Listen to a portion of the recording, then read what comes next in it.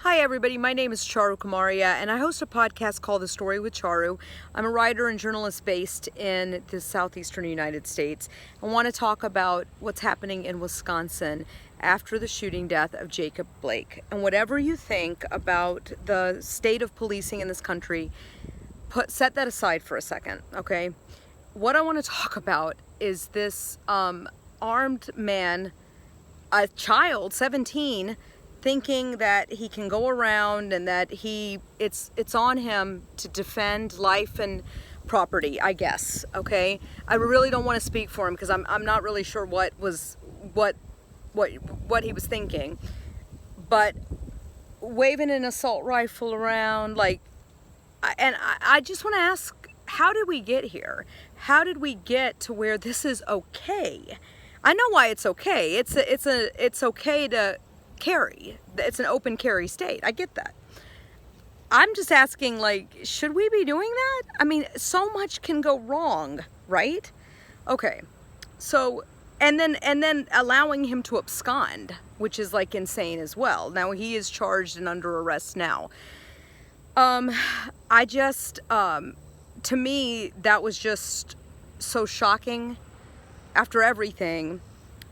Because I've still got that journalistic tendency where I want to always see how things shake out. Despite my own thinking of what happened or whatever, I think I want to hear what everybody's saying. I want to know more, right? But I know enough about that to know that it's just insane. We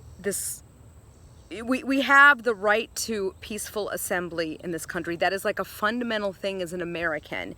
And by and large, these demonstrations have been peaceful.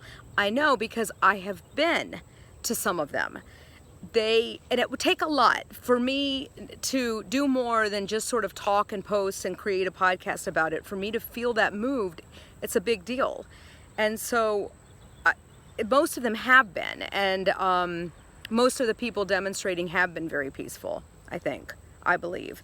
And to be able to do that, to be able to gather and peacefully demonstrate is a big part of what it's like to be an American. And this week, somebody kind of mentioned to me that, people are making everything about the election, and the election, yes, it matters, but really there's more happening here. And the election is a separate point to all of this.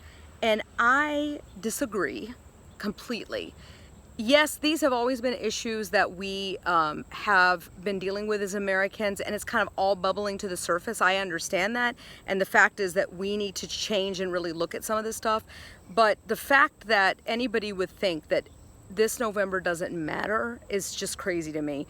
And the White House and the race for the White House gets all this attention. But there's so many other races. There's gubernatorial races, there's Senate seats up for grab. And if you don't remember, go back and give yourself a little refresher on how it works. But if you want to see major changes happen in this country, and you want to see us really fixing the things that need to get fixed, which is a lot, okay? I mean, one thing, I don't think we should have the electoral college. I don't think that these people should just serve indefinitely, like a lifetime appointment in some of these cases. And I don't think that they should be allowed to be lobbyists when they get out.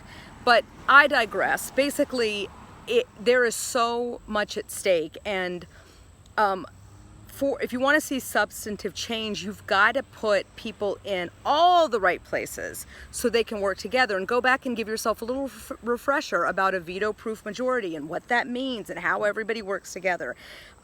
Because you've really got to get informed. And there's just so much stuff coming out and misinformation.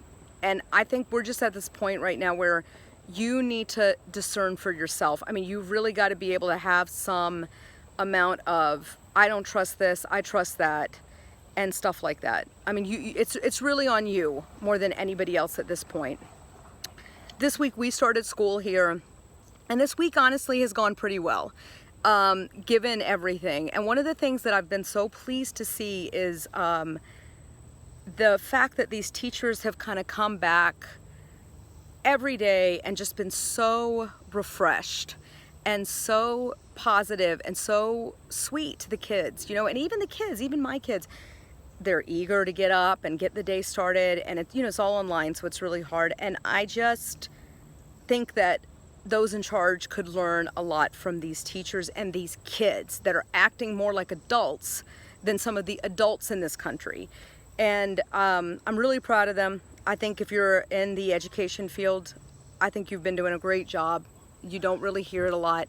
And I also think that as much as I've seen, so much of humanity can be so frustrating, right? When you see what happened in Wisconsin, but then you hear the story of these NICU nurses that stayed in a Louisiana hospital with their NICU babies because they were all hooked up to things. They couldn't leave those kids, right?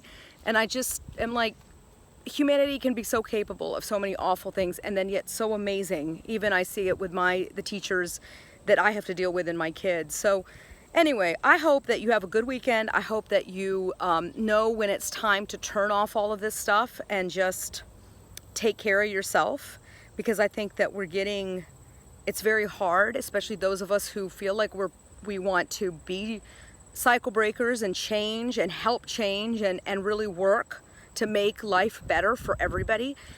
It can be fatiguing, and we all deserve a break. So this weekend, I hope that when you unplug, you will do whatever you can to sort of really, really deplug and go outside if you can go outside, because nature heals. So have a good weekend.